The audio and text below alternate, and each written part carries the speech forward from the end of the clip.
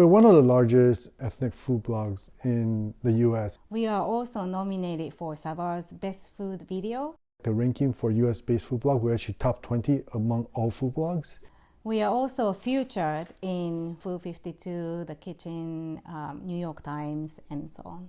We have roughly 800,000 followers on both YouTube and Facebook, and about 200,000 followers on Instagram and Pinterest.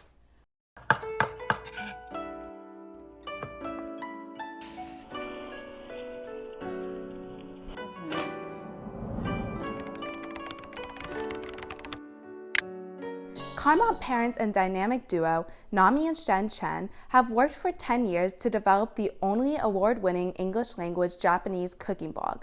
Let's see why it's been a recipe for success. I learned how to cook from my mom because she insisted that I should help her and learn from her. So usually around 4:30, she would ask me, "Nami, come to the kitchen." So when I came to the US, I already knew how to cook most of her dishes. My job prior to doing Just One Cookbook full-time was in online marketing. I do understand the technical aspect of how to have a successful blog where people can actually find you on Google. 2017, both my job and Just One Cookbook were growing phenomenally, and I had to pick one. And so we looked at our revenue, and we figured if we can sustain that, we can at least afford to live in the Bay Area.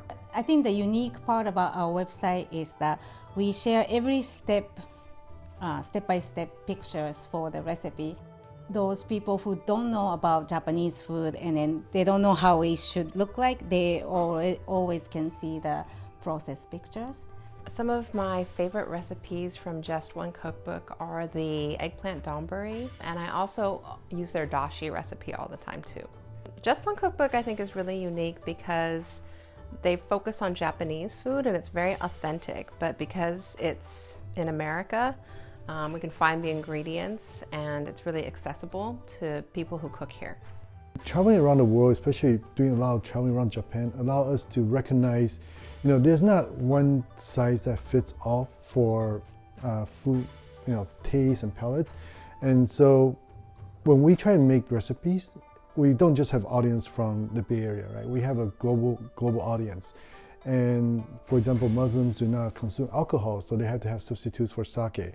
And there's other dietary restrictions. So we try to make our recipes very global. I receive a lot of emails from readers, and in some readers are Japanese nisei, sansei, yonsei, who knows Japanese food from grandmothers or mom, and then they don't know how to cook, and then they really appreciate that now they can cook Japanese food and then pass on to next generation. I love hearing those stories. Sometimes like a Japanese wife passed away and husband doesn't know how to cook Japanese food, but because of our recipes, he can cook the wife's food. It's also working with my best friend.